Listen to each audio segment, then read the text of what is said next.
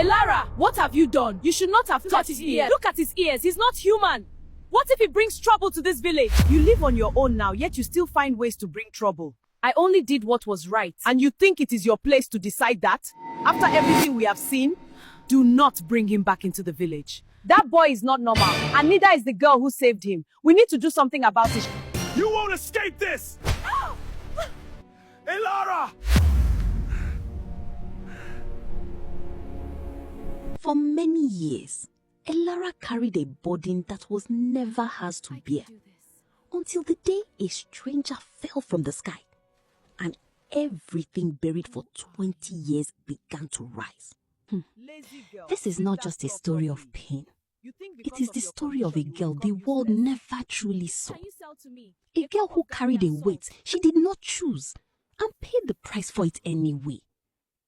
A girl whose name was spoken in whispers. A girl people turned away from when she walked past.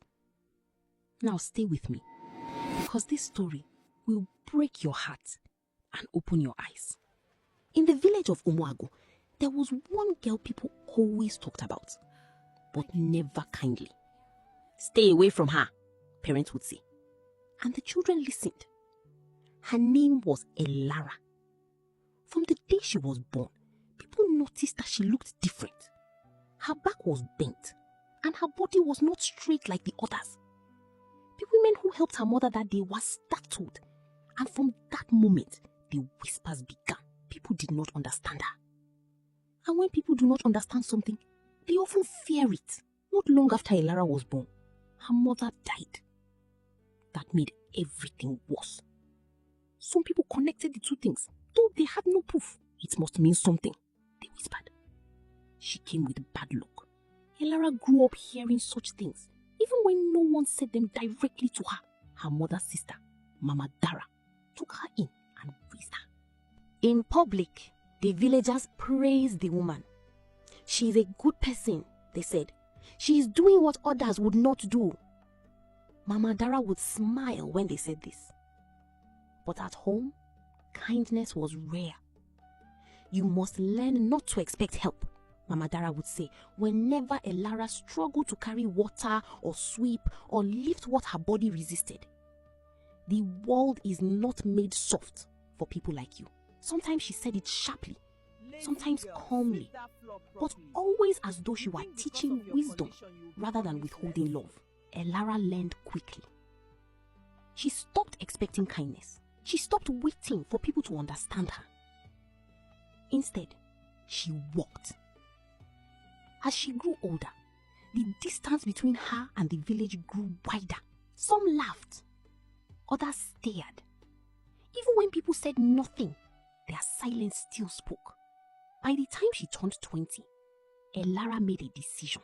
She would live on her own. Far from the center of the village, near the edge of the river, stood an old hut. Beyond the last cluster of homes and past a path most villagers no longer used. It had been abandoned long ago, half swallowed by reeds and thyme. Its roof sagged, its walls leaned. In the rainy season, the wind pressed through its cracks as though it owned the place. But it was hers. No one argued when she moved into it. No one offered to help, and that, in its own way, was a gift. Life by the river was difficult, but it was quiet. Elara preferred difficulty to humiliation. She could mend a leaking roof. She could endure hunger. She could walk until her hands blistered and her shoulders burnt. What she had never learned to bear easily was being looked at as though she should apologize for existing. So she built a life where she could breathe. Each morning before the sun rose, she was already awake. Not because she had rested, but because her body had learned not to expect it.